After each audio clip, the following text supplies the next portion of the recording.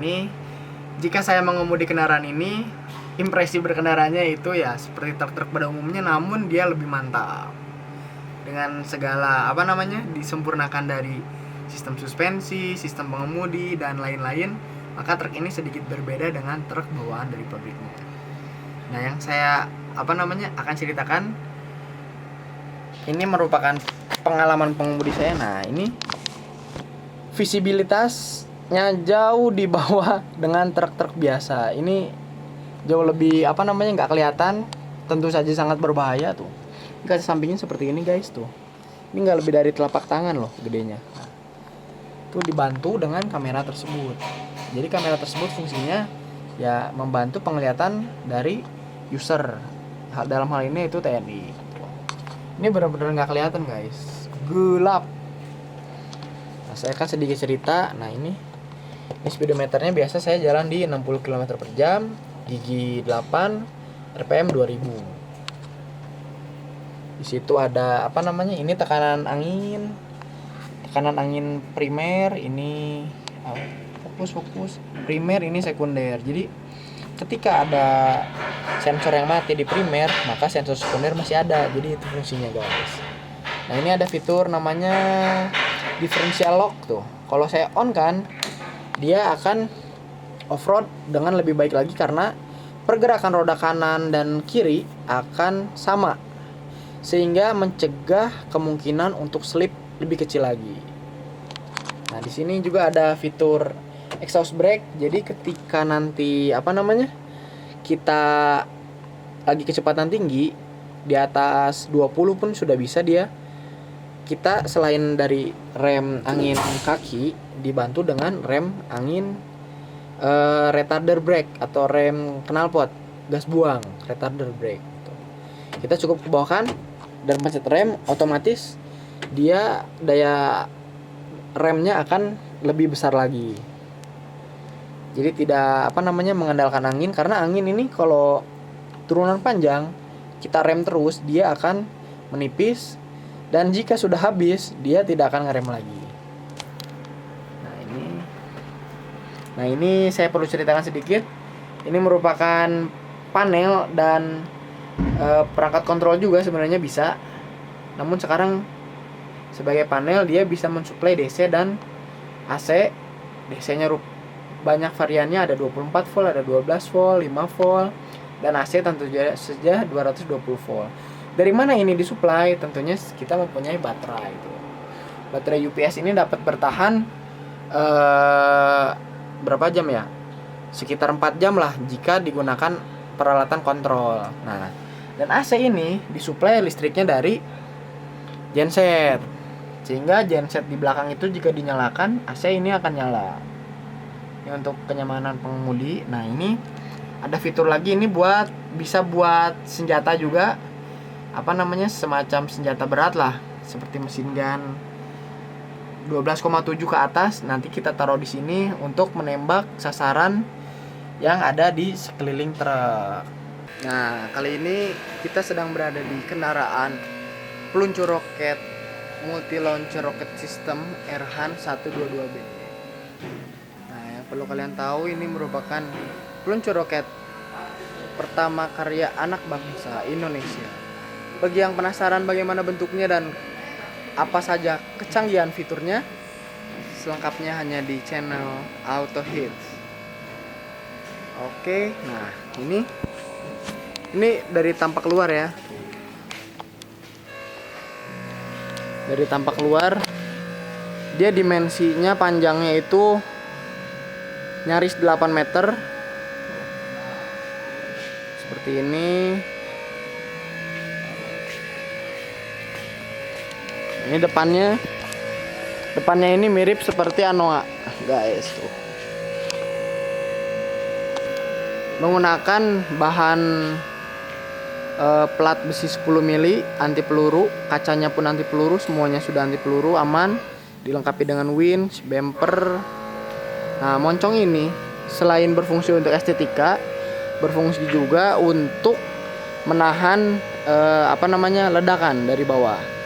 Sehingga jika ada ledakan, dia bisa membelokkan energi ledakan ke pinggir sehingga tidak terlalu terkena impact yang buruk. Ini bagian luarnya dulu kita review ya guys. Nah, ini dalamnya bisa memuat 3 supir, 3 kru maksudnya. Nah, ini peralatan apa namanya seperti AC, genset. Di sini ada peralatan kontrol elektronik. Di situ juga ada sensor-sensor. Nah, ini kebetulan silinder elevasi sudah ada sensornya guys. Bisa dilihat. Nah, ini udah ada sensornya. Nah, sensor ini sensor yang ditanam di dalam silinder untuk mendeteksi kemiringan kendaraan, atau bisa disebut zero, buat nge-adjust menjadi zero gitu. Jika ada tanahnya miring, dia bisa otomatis lurus. Sensornya sudah ditanam. Nah, lanjut. Ini genset tadi udah jelaskan. Nah, ini bagian peluncuran paling penting, ini adalah cradle atau launcher boom atau MLRS-nya. Dan dari sini dia akan meluncurkan roket. Ini sudut elevasinya paling maksimal 70 derajat. Dan azimutnya atau rotasinya 360 derajat dan bisa terus. Mempunyai apa namanya fitur self loader. Nah, ini fiturnya self loader. Dia bisa turun sendiri. Jadi tabung peluncurnya bisa turun sendiri dari atas. Tuh. Nah, nanti dia keluar tilting ke teleskopik. Nah, ini merupakan yang pertama di dunia pun hanya ada HIMARS, dan ini yang pertama di Indonesia karya anak bangsa. Dia di situ pakai motor listrik, tinggal pakai remote turun.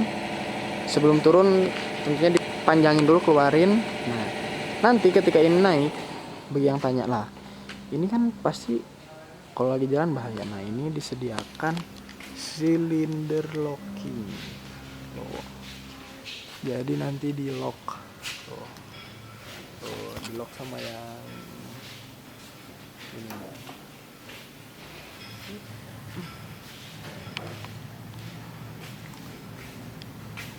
Nah, ini ada elevasi buat belakang juga, sama sudah tertanam sensornya. Sudah tertanam sensor di sini di dalam silinder ini. Nah, mana sih? Nah, ini tuh. Sudah ada sensornya. Tentunya sudah expanding. Jadi bisa lebar dia. Lebar baru turun. Tujuannya agar lebih seimbang pada saat penembakan. Oke. Kita langsung masuk review bagian dalamnya. Punten lah sobat tip, saya mau review bagian dalam. Nah, guys, aduh, silau euy. Nah, di sini nih. Nah, guys, ini merupakan bagian dalam peluncur roket RH-122B. Di sini adalah letak kecanggihan yang sesungguhnya. Ini perlu diingat, karya anak bangsa pertama yang menggunakan full otomatisasi. Dari mulai nol, dari sistem manual sampai otomatisasi, full karya anak bangsa. Ini guys. Oh iya. Bisa lihat, itu terciduk dia. Tuh. Nah, di sini tersedia 2. Ini kebetulan masih dalam dalam masa penelitian sehingga masih acak-acakan. Nah, seenggaknya ini tersedia 2 display untuk input perintah.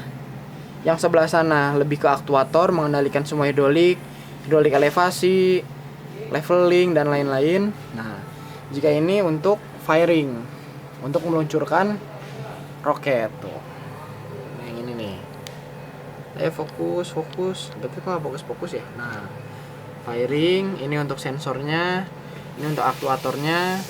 Ini merupakan display, namanya untuk melihat kesiapan semuanya, dicek. Nah, ini ada balistik juga.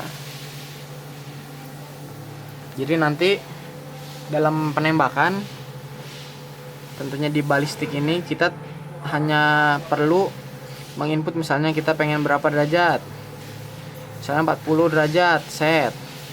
elevasinya berapa, misalnya 20 set.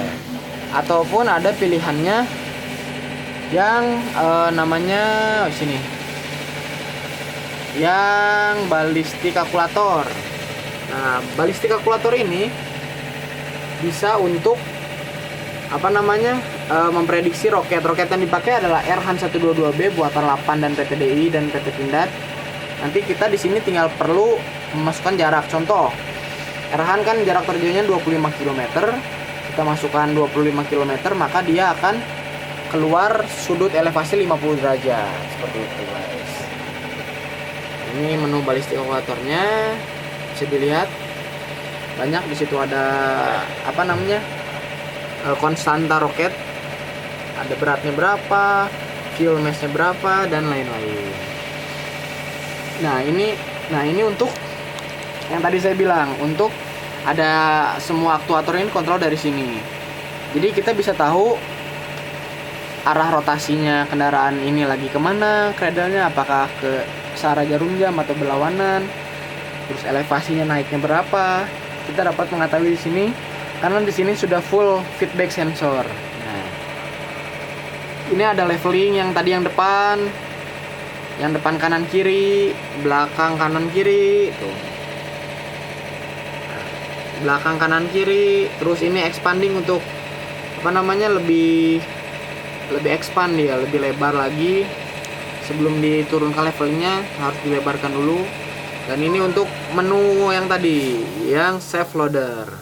Sehingga pada saat safe loader dia tinggal dipluskan sehingga si roket boomnya itu akan turun sendiri, lalu tinggal pakai motor listrik atau winch tadi untuk menurunkan cradle-nya. Oke. Kebetulan di sini, di sini truknya tampilannya masih dalamnya kita memakai dashboard bawaan truknya ya, masih ori pabrikan. Cuma kita nambahkan AC, terus di sini ada panel listrik. Itu. Terus di sini ada tambahan kamera. Nah, tambahan kamera ini berfungsi untuk melihat keempat sisi kendaraan, ada depan, belakang, samping, kiri, kanan. Tuh, ini belakang, kita bisa melihat keadaan cradle. Ini samping kiri, samping kanan, ini depan. Nah, tuh. Dari aspek mesin sendiri, kendaraan ini memakai engine 7600 cc, 280 horsepower dengan torsi 750 Nm.